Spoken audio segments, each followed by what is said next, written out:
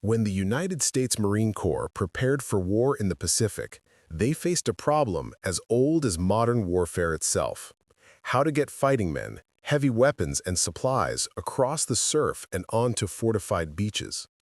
The Navy had landing craft, the Marines had doctrine, but the lessons of history loomed large. In 1915, the British had attempted an ambitious amphibious landing at Gallipoli. Troops were poured ashore from open boats, exposed to withering machine gun fire and cut down in droves. The campaign ended in disaster and shaped naval planners for decades. American officers studied Gallipoli with a critical eye.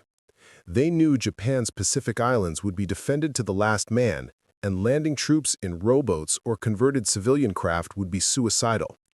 What was needed was a vehicle that could carry men and materiel from ship to shore, over coral reefs and through pounding surf, and still move across sand once it touched land.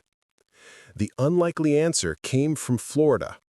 In the 1930s, a wealthy inventor named Donald Roebling designed a tracked swamp rescue vehicle for use in hurricane-prone regions. Nicknamed the Alligator, his machine was built to move through floodwaters and marshy terrain. The U.S. Marine Corps saw potential. In 1937, after demonstrations impressed observers, the Navy placed experimental orders. By 1940, as tensions with Japan grew, the Alligator was formally adopted and designated the Landing Vehicle Tracked, LVT. The first models, the LVT-1, were rushed into service in 1942. These early machines were lightly built, with open cargo wells, limited armor, and no ramp. They could carry about 20 Marines or 4,500 pounds of supplies. At Guadalcanal, the Marines used them sparingly, mostly for logistics. But even in these early days, commanders saw their promise. Unlike wooden landing boats, the LVTs could grind over reefs that stopped propeller-driven craft dead in the water. Combat revealed shortcomings, however. LVT-1s had thin aluminum hulls vulnerable to rifle fire, engines overheated, and their cargo design made rapid troop unloading difficult.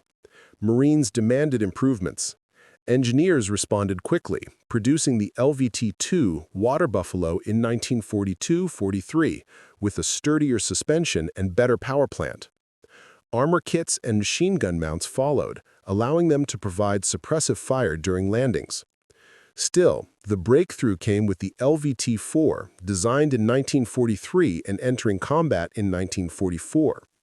This version introduced a rear ramp that allowed troops, artillery, or even light vehicles to disembark directly onto the beach under fire. Its cargo capacity nearly doubled to 30 troops or 8,000 pounds. By mid-war, production soared. Lockheed and FMC records show over 8,300 LVT-4s built, making it the most numerous variant. For the Marines, the LVT-4 was more than a vehicle. It was a lifeline. It allowed assault troops to storm beaches in waves, supported by machine guns mounted on the vehicle itself. It could ferry wounded men back through the surf, resupply advancing battalions with ammunition and water, and land even on the treacherous coral reefs of the Central Pacific. The Japanese, however, had little appreciation for this revolution. Their intelligence reports, drawn from early encounters with the underpowered LVT-1, dismissed the vehicles as little more than supply tractors with limited combat use.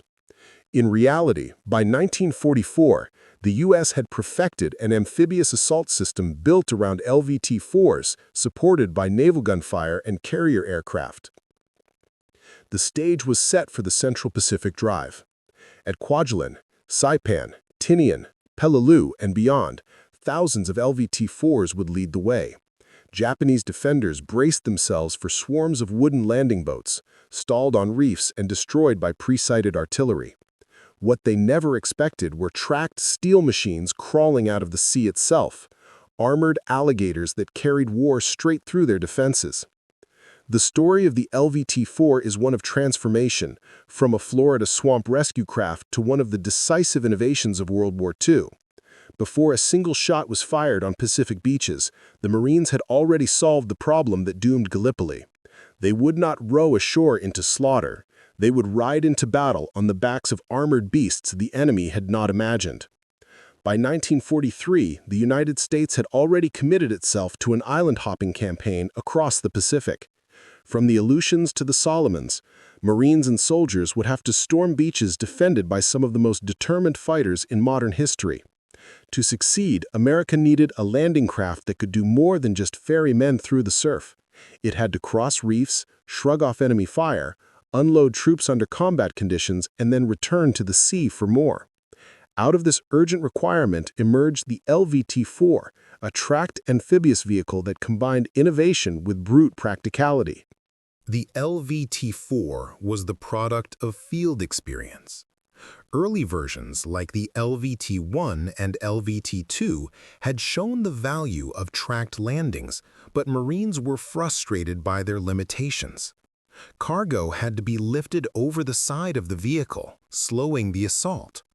Troops were forced to clamber awkwardly out under fire, turning every landing into a deadly bottleneck. Engineers at the Food Machinery Corporation, FMC, working closely with Marine officers, developed the breakthrough solution: a rear cargo ramp.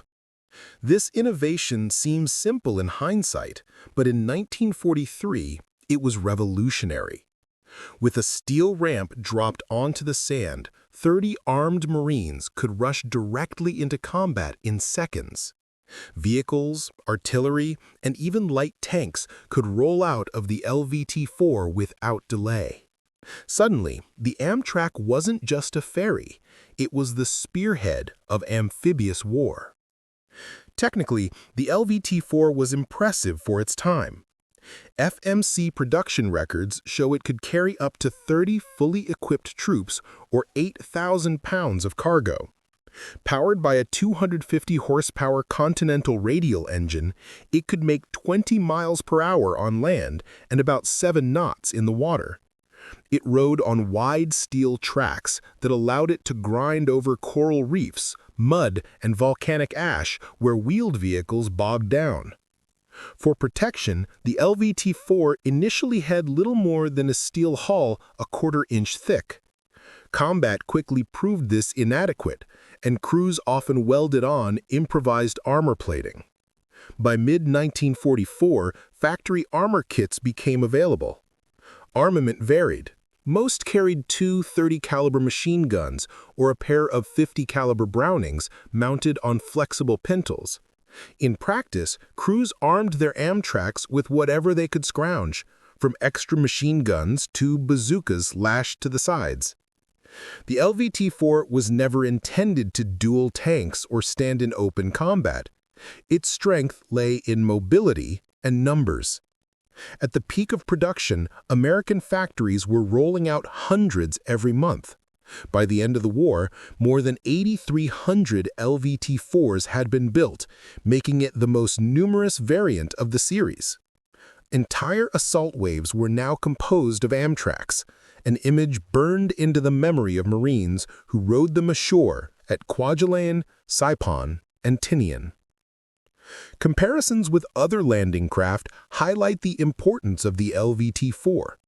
The Navy's ubiquitous Higgins boat, LCVP, could carry 36 troops at high speed, but it was limited to water.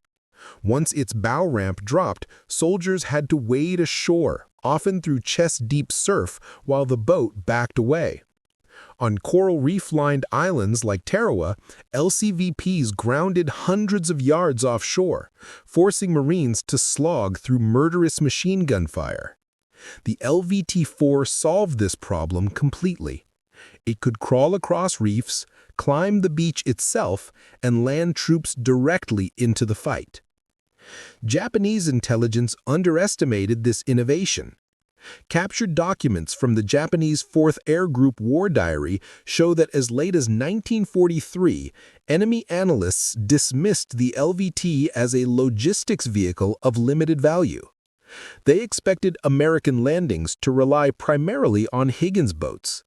As a result, they positioned defenses to rake exposed infantry in the surf, not realizing that armored tracked vehicles would drive straight through the killing zones. By 1944, the Marine Corps had woven the LVT-4 into a new doctrine of amphibious assault.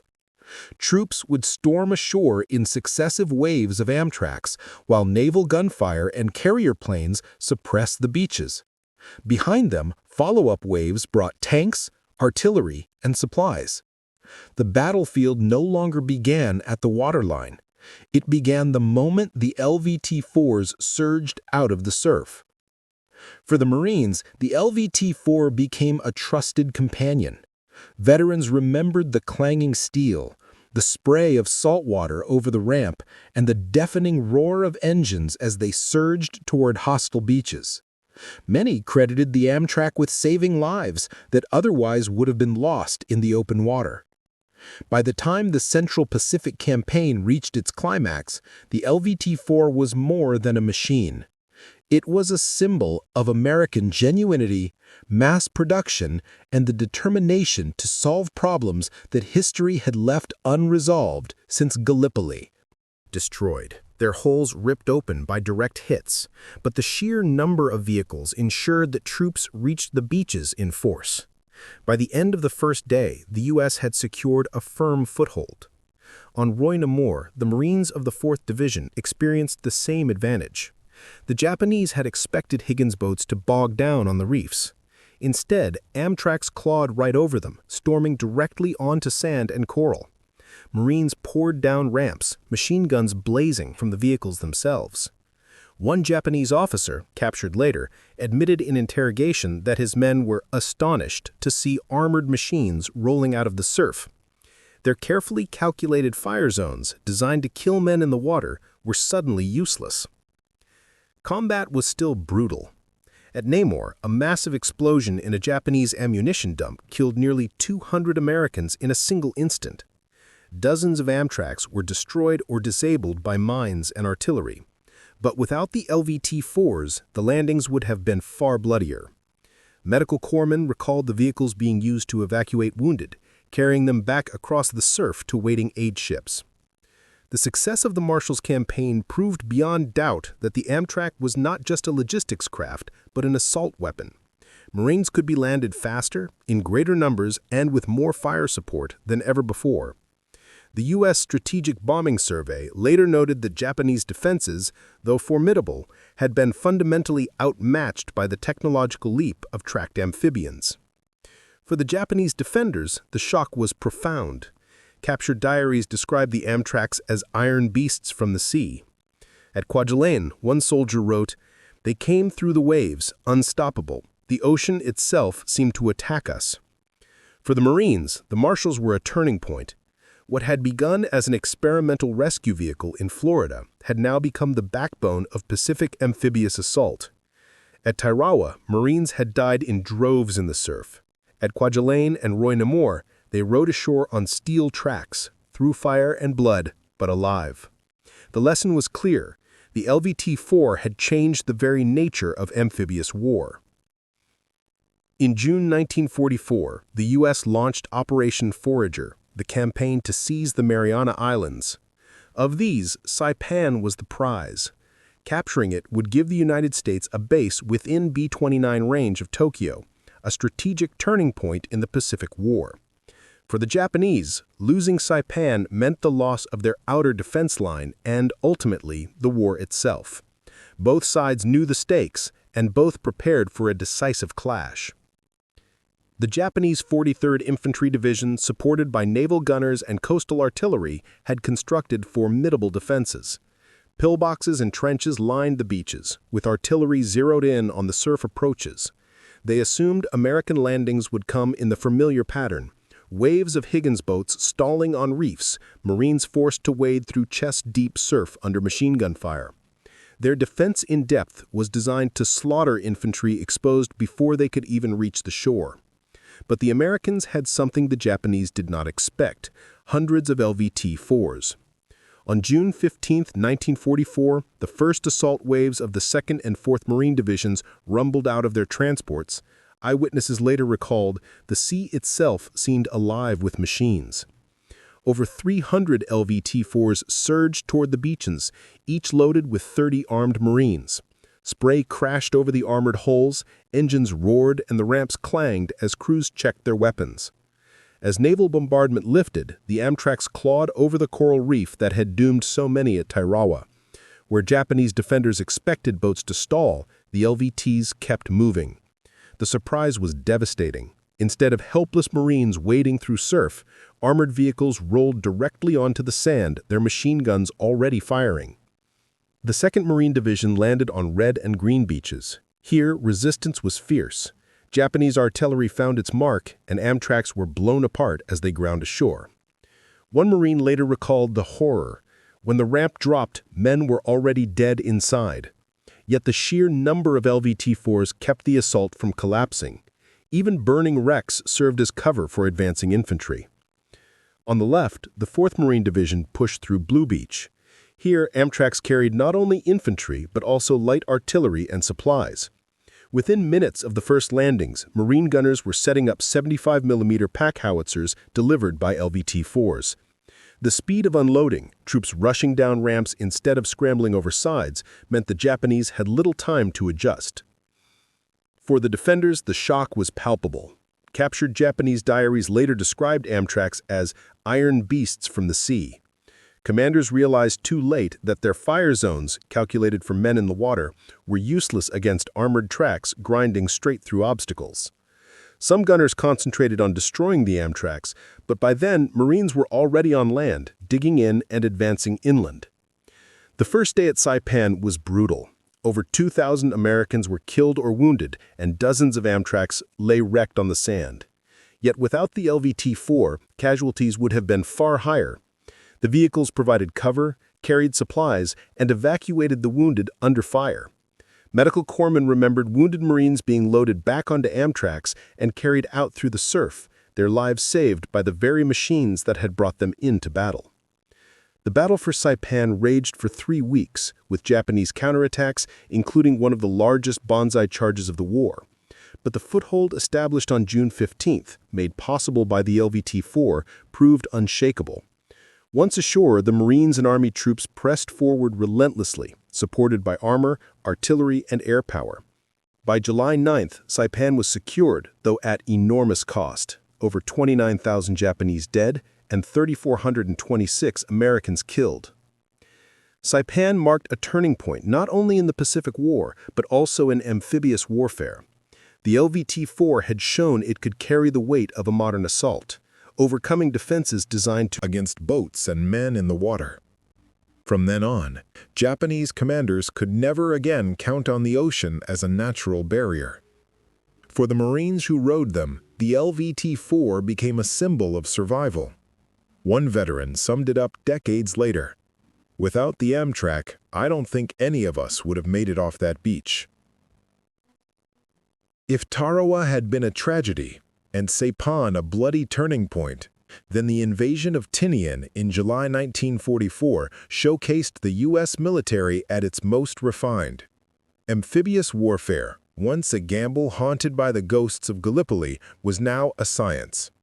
At the heart of that science was the LVT-4 Amtrac, the tracked amphibian that had already proven itself at the Marshalls in Saipan. At Tinian, it would demonstrate just how far American planners had come in mastering the art of amphibious assault. Tinian lay just south of Saipan, only a few miles across a narrow channel. Japanese forces, about 9,000 strong, prepared to defend the island's wide beaches, convinced that the Americans could only land there. Defensive positions were concentrated along these obvious approaches. Trenches, bunkers, and artillery all zeroed in on the broad sandy stretches of White Beach. But U.S. commanders had other plans. Using aerial reconnaissance and careful naval surveys, they identified 2 tiny beaches on the northwest coast, White Beach 1 and White Beach 2, each less than 100 yards wide. Japanese defenders considered them unsuitable for an invasion. Coral reefs, narrow approaches, and steep terrain made them appear impossible for landing craft. But for LVT-4 Amtracs, they were not impossible at all. On July 24, 1944, After days of naval bombardment and airstrikes, the Amtracs began their run. Marines of the 4th Division crowded into LVT-4s offshore, gripping their rifles, listening to the engines roar. At the signal, wave after wave surged forward. Spray foamed over the bows, machine gunners braced at their mounts, and the armored beasts crawled straight over the reefs that would have stranded Higgins boats. Japanese defenders were caught completely off guard. Expecting the main assault to come against the larger beaches, they had left White Beach lightly defended. When the first LVT-4s slammed onto the sand, their rear ramps dropped and Marines stormed out in force. Within minutes, American troops had secured a foothold. By the time Japanese commanders realized their error and shifted reserves, it was too late. The Amtracs had already delivered thousands of Marines, artillery pieces, and supplies. The precision of the operation was striking. One naval officer watching the landing remarked, "It was as if the whole thing had been rehearsed on a stage." In truth, it had. The Navy and Marine Corps had studied the lessons of earlier battles, refining coordination between naval gunfire, close air support, and Amtrac waves. On Tinian, that doctrine reached near perfection. The Amtracs were more than just troop carriers. Many were fitted with .50 caliber machine guns and 37mm cannons, laying down suppressive fire as they advanced. Others carried mortars, ammunition, and even light artillery that could be unloaded within minutes of the first wave. Evacuation of casualties was faster too. Wounded Marines were rushed back to offshore aid stations inside the same vehicles that had delivered them to battle. Casualties on Tinian were remarkably low compared to Saipan just weeks earlier. Fewer than 400 Americans were killed in the landings, while Japanese forces suffered catastrophic losses. By August 1st, organized resistance had collapsed. The rapid victory owed much to the tactical surprise achieved through the use of LVT-4s and the decision to land where the enemy least expected. Captured Japanese officers later admitted their shock. In post-war interrogations, one stated bluntly, "We believed the reefs and small beaches could not be crossed. We did not expect armored machines to climb out of the sea itself." The psychological blow as important as the tactical one. No longer could Japan rely on reefs and terrain as natural defenses. Tinian's capture had immense strategic consequences. The island's flat terrain was ideal for building airfields. Within months, the U.S. Army Air Forces had constructed the largest bomber base in the Pacific, from which B-29s would later launch the atomic bomb missions against Hiroshima and Nagasaki. The chain of cause and effect was clear. Without the LVT-4 enabling the surprise landings, Tinian might have been a costly stalemate instead of a swift victory. At Tinian, the Amtrac had reached its full potential, not just as a tool of survival, but as a weapon of strategic maneuver. For the Marines who rowed them ashore, the LVT-4 was no longer an experiment. It was the very definition of amphibious power, the machine that made the impossible landing possible. In September 1944, the U.S. launched an assault on Peleliu, a small coral island in the Palau chain. Its airfield was considered vital to protecting General MacArthur's planned return to the Philippines. The operation would become one of the bloodiest battles of the Pacific War, and for the LVT-4 Amtrac, it was both a proving ground and a graveyard. The 1st Marine Division, veterans of Guadalcanal and Cape Gloucester, spearheaded the invasion. They were well supplied with LVT-4s, many fitted with improvised armor plates and extra machine guns. By now, the Amtrac was the backbone of amphibious landings, but Peleliu presented challenges unlike any other. The island was ringed by coral reefs and sharp ridges, making traditional landing craft useless. The heat was suffocating, with temperatures soaring above 110 degrees. Worst of all, the Japanese commander, Colonel Kunio Nakagawa, had studied earlier American assaults and abandoned the futile tactic of beach defense. Instead, he built a network of interlocking caves, bunkers, and ridgelines inland designed to draw the Americans into a prolonged war of attrition. On the morning of September 15, 1944, the Marines boarded their Amtracs offshore. As naval bombardment pounded the island, hundreds of LVT-4s churned forward, carrying infantry in the first waves. The Amtracs clawed over reefs and splashed onto the beaches, machine gunners braced at their mounts. To suppress Japanese strongpoints, Marines rushed down the ramps into blinding heat and chaos. But Peleliu was no quick breakthrough. Japanese artillery and mortars, hidden in caves, rained fire onto the beaches. Many Amtracs were destroyed before their ramps even dropped. Survivors described scenes of horror: vehicles burning, Marines scrambling out under fire, wounded men carried back into the surf by returning Amtracs. One officer later wrote, "The beach was a graveyard of machines and men, smoking and torn apart." Despite these losses, the LVT-4s proved indispensable. Without them, the Marines would have been stranded far offshore, wading through chest-deep water into withering fire. Instead, even under bombardment, Amtracs delivered thousands of troops, heavy weapons, and supplies directly onto Peleliu's beaches. Medical evacuations were constant. Wounded Marines were loaded into battered LVT-4s and hauled back to hospital ships, saving countless lives. As the battle moved inland, the Amtracs took on new roles. They ferried ammunition, water, and rations across blasted terrain where trucks could not operate. They also hauled flamethrower teams and demolition squads close to cave entrances, providing cover with their machine guns. Some were converted into makeshift gun platforms, bristling with .50 caliber machine guns.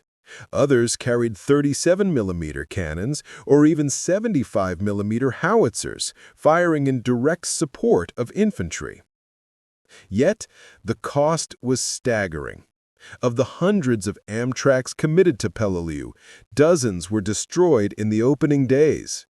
Crews often fought to the last man inside their vehicles, refusing to abandon their cargo of Marines. Veterans later recalled the metallic stench of burning steel and flesh mingling on the beaches, a sight etched permanently into memory. The Marines fought on for weeks. The battle stretched far beyond the 3 days originally predicted. The Japanese, dug deep into the Umbrago ridges, resisted with a ferocity unmatched elsewhere. The Amtracs could not reach many of these positions, but they had done their job, delivering the assault waves and sustaining the offensive when it might otherwise have collapsed. By the time Peleliu was declared secured in November, over 10,000 Japanese had been killed, and more than 1,700 Marines lay dead, with 8,000 wounded. The island's strategic value was later questioned, but the role of the LVT-4 was beyond dispute. Without the Amtracs, the landings might have failed entirely, leaving the 1st Marine Division stranded on the reef under fire. For the survivors, Peleliu was a scar that never faded. One Marine summed it up bluntly: "The Amtrac got us there. It kept us alive, but it couldn't save us from Peleliu." By early 1945, the war in the Pacific had reached its decisive stage. The Japanese homeland lay within reach, but before American bombers could strike with impunity, 2 critical islands had to be taken: Iwo Jima and Okinawa. For the LVT-4 Amtrac, these battles would mark its most intense and costly service, where its versatility proved both a weapon of survival and a symbol of sacrifice. Iwo Jima, February 1945. The black volcanic rock of Iwo Jima was unlike any battlefield encountered before. Rising out of the Pacific with beaches of soft ash, the island was defended by General Tadamichi Kuribayashi's 20,000 troops entrenched in an elaborate network of bunkers and tunnels. On February 19th, waves of LVT-4s approached the beaches, carrying the men of the 4th and 5th Marine Divisions. Each Amtrac plowed through the surf, engines straining under heavy loads of infantry, mortars, and ammunition.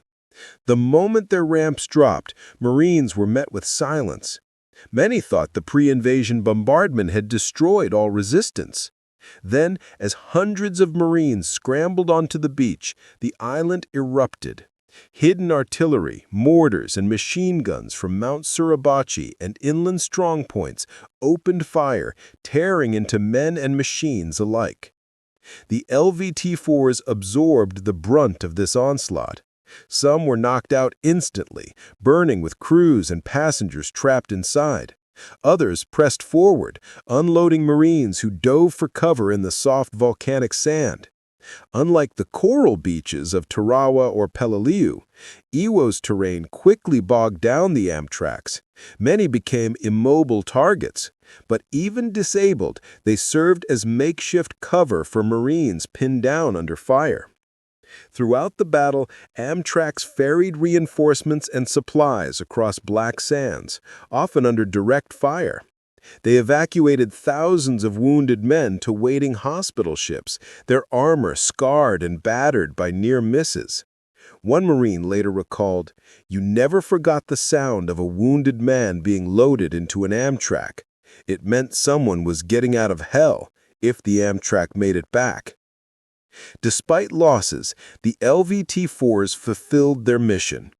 By the end of Iwo Jima's 36-day struggle, nearly every Marine had relied on them at some point for delivery, evacuation, or survival. Okinawa, April 1945. Just 2 months later, the largest amphibious operation of the Pacific War began, the invasion of Okinawa. Here, the scale dwarfed every prior landing. More than 1,300 ships supported the assault, and over 500 LVTs, primarily LVT-4s, formed the armored spearhead.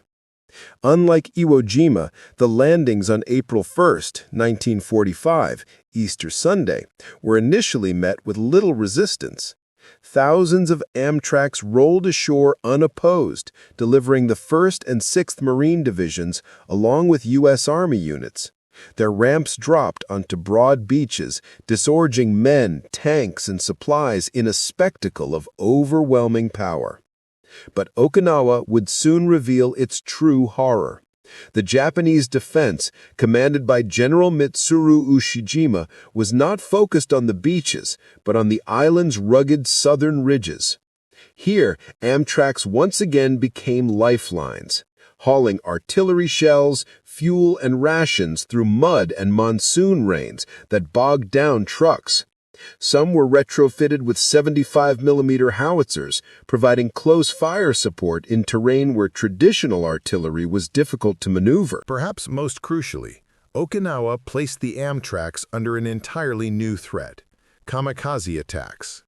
Japanese pilots hurled themselves at the invasion fleet in unprecedented numbers. Dozens of ships were struck, and Amtracs became vital in ferrying men and supplies when landing craft were destroyed or diverted for rescue work. Amtrac crews risked everything, steering through debris fields and burning oil slicks to keep the invasion supplied. The battle dragged on for nearly 3 months, claiming over 12,000 American dead and more than 100,000 Japanese killed. The Amtrac force suffered heavily, with many LVT-4s destroyed by artillery, mines, or simple mechanical exhaustion after weeks of non-stop use. Yet, as at Iwo Jima, their role was decisive. They ensured the beaches never collapsed and that the inland offensive never ran out of momentum. By the summer of 1945, the LVT-4 had proven itself beyond doubt. From the reefs of Tarawa to the volcanic ash of Iwo Jima and the storm-lashed ridges of Okinawa, the Amtrac had carried Marines into the deadliest battles of the Pacific. At Okinawa, its service reached a grim crescendo, showing both the ingenuity of American engineering and the human cost of amphibious war. One Marine put it best: "We cursed them, we prayed over them, we bled inside them. But without the Amtracs, none of us would have made it ashore." When the guns finally fell silent in August 1945, the Pacific was scarred by some of the most brutal battles in human history. Across those battlefields, one machine had been a constant presence: the LVT-4 Amtrac. From the lagoons of Tarawa to the black sands of Iwo Jima and the storm-lashed ridges of Okinawa, the Amtrac had carried Marines and soldiers across reefs, beaches, and surf under fire, time and again, proving the difference between disaster and survival. In the aftermath of victory, historians and veterans alike reflected on the LVT-4's role. Official U.S. Strategic Bombing Survey reports noted that without amphibious tractors, landings on strongly defended beaches would have been rendered impractical or prohibitively costly. The Amtrac was not a glamorous weapon. Its ungainly box shape and exposed machine guns made it easy to overlook, but it was indispensable. The LVT-4 did not vanish after 1945. Instead, it became the foundation for a new generation of amphibious vehicles. In Korea, updated Amtracs carried Marines ashore at Incheon in 1950. Later, in Vietnam, improved models patrolled rivers and deltas, proving that the original wartime concept of an alligator tractor had been years ahead of its time. Even today, the U.S. Marine Corps traces its modern amphibious assault vehicle, AAV, and successor programs back to the LVT-4. For Japan, the Amtrac carried a different legacy. Captured officers interviewed in 1945 admitted they had underestimated its impact. Pre-war Japanese planning assumed that coral reefs and shallow waters would block traditional landing craft. Instead, the LVT-4 had erased that natural defense, striking at the very foundation of Imperial Japan's island stronghold strategy. Beyond tactics and machines, the legacy of the LVT-4 was deeply personal. Survivors remembered the men who rode them into battle, the Marines huddled in their steel bellies, the crews who risked everything to deliver their cargo ashore, and the wounded who owed their lives to the Amtracs that carried them back through hellfire. Veterans' reunions in the 1980s and 1990s often featured stories of the Amtrac. Marines who had cursed the noise and heat inside the vehicles also admitted they owed them to their lives. One veteran of Peleliu said simply, "It wasn't pretty, but it got us home." Families of crewmen often recalled how little recognition the Amtrac drivers and gunners received. They weren't flying glamorous fighters or commanding battleships. They were in the mud and surf, anonymous in their armored boxes, yet their contribution was no less decisive. Looking back, the story of the LVT-4 Amtrac is not just about steel and engineering. It is about adaptation, courage, and the relentless drive to overcome impossible challenges. In 1942, the U.S. faced the problem of storming fortified islands that seemed impregnable. By 1945, thanks to machines like the Amtrac and the men who rode them, those islands fell one by one, paving the way to victory.